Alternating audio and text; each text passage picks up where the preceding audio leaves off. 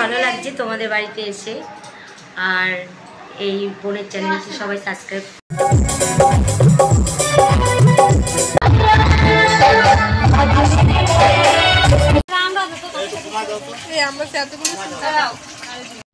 Hello everyone, কেমন আছো তোমরা সবাই? আশা করছি সবাই খুব ভালো আছো। তো আমিও খুব ভালো আছি। ভিডিওর প্রথম শুরুতে আর থাম্বনেল দেখে তো বুঝেই গেছো যে স্মৃতিকণা রায় যে বাউল শিল্পী, উনি আমাদের বাড়িতে এসেছিলো। তো চলো দেখতে থাকো পুরো ভিডিওটা।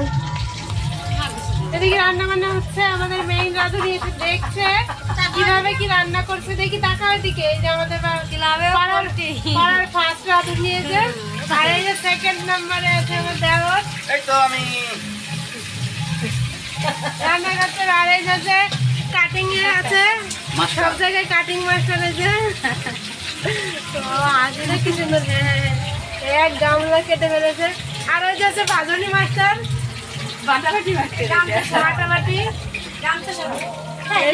গালাগালি দেবে না কিন্তু, তোমরা ভীষণ গালাগালি করো।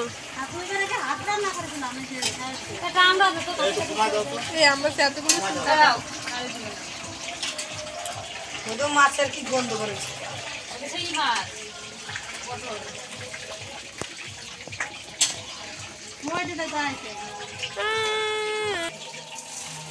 সত্যি রাঁধুনিটাকে কতবার তুললাম। আজকে হচ্ছে দেওরের ঘরে অনেকের খাওয়ার নেমন্তন্ন আছে। তো আমাদের বাড়ির সবাই আমরা এক জায়গাতেই খাবো আজ।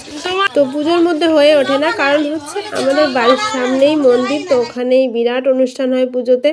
তো ওই জন্য পুজোর মধ্যে আমাদের বাড়িতে খাওয়া দাওয়া ঝামেলাটা করাই হয় না, যেহেতু 2-4 জন লোক বললে একটু ঝামেলা আছে খাওয়া দাওয়ার, তার জন্য। তো এই যে পুজোর পরেই করা হয়, প্রত্যেকবারই করা হয়। তো আজকে এই যে জামা কাপড়গুলো সকালবেলা ধুয়ে দিয়েছিলাম, আর আমার বাবার বাড়ি কাছে কাছে, অনেকেই জানো।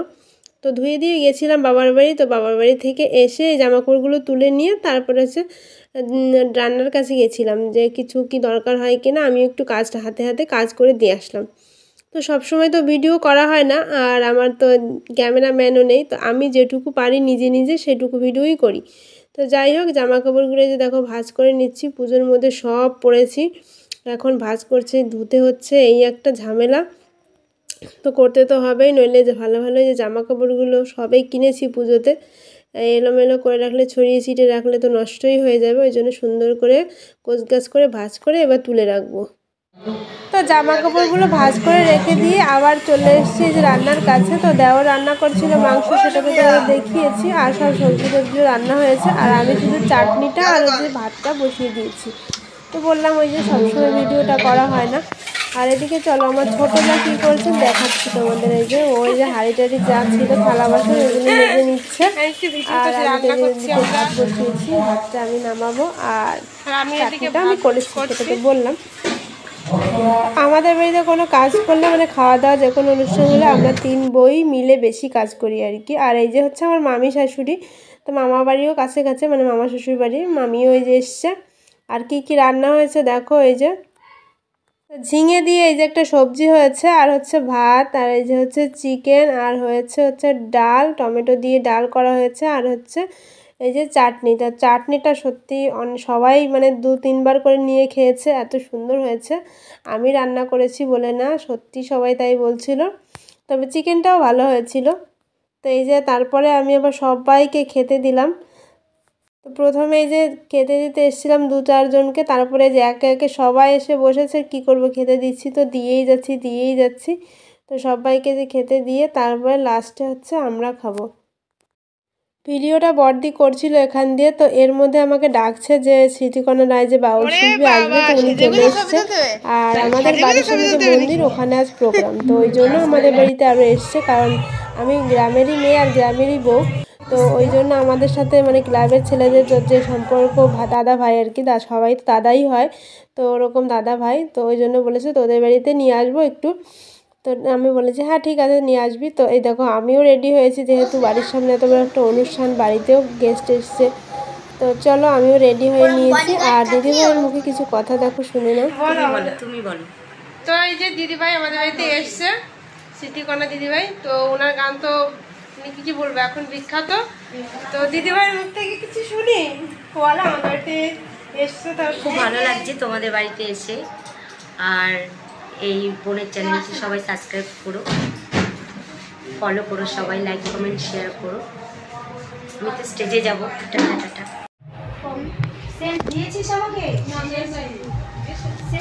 তবে স্মৃতিকোনা দিদিভাই খুবই ভালো মনের মানুষ, কারণ অল্পতেই দেখছি সবার সাথে মিশে যাচ্ছে, কথা বলছে। অন্য কোনো লোকনে দেখেছি কথা অতটা বলে না, তবে উনি খুবই কথা বলছে, সব কিছু জিজ্ঞাসা করছে। আর এই যে হচ্ছে বড়দি, ওনার সাথে যে মানে গায়িকা এসছে আর একজন, মানে সাইড গায়ক থাকে না, যে ওনার কষ্ট হয়ে গেলে আর একজন গাইবে এরকম ওরকম। তো ওনাকে বড়দি শাড়ি ধরে দিচ্ছে এই যে, আর উনি চলে গেছে গান করতে স্টেজে। আর আমার বাড়িতে এসছে, এবার আমি কি করে যাব, যেতেও পারছি না, বসে আছি তালা বন্ধ করে, কি করে যাব। আর হচ্ছে অচেনা লোক, তো ঘর বন্ধ করে যেতেও পারছি না, ঘরে রেখে তো কি করব, বসে আছি ওই জন্য। তো চলো এরপরে যাব।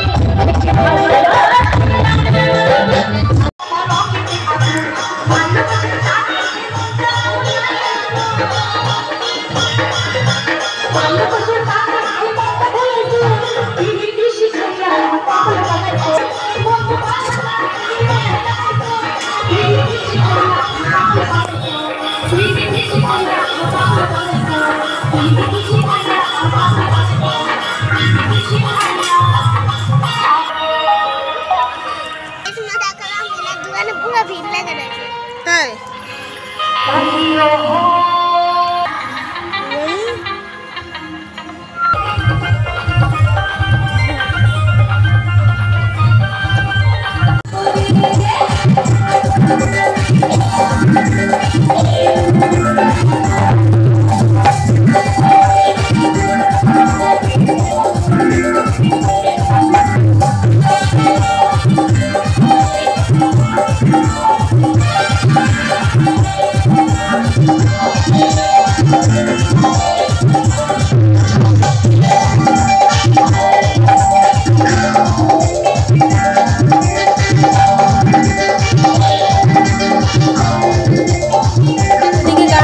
এদিকে আমি আর আমার একটা পাশের বাড়ি দিদি হয় সম্পর্কে, তো আমি নাচ করছিলাম। আর দেখো অনুষ্ঠান শেষ, আর চারিদিকটাও তোমাদের একটু ঘুরিয়ে দেখালাম।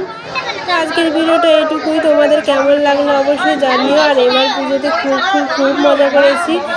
তো দেখা হচ্ছে নেক্সট ভিডিওতে, ততক্ষণের জন্য বাই। সবাই ভালো থেকো, সুস্থ থেকো।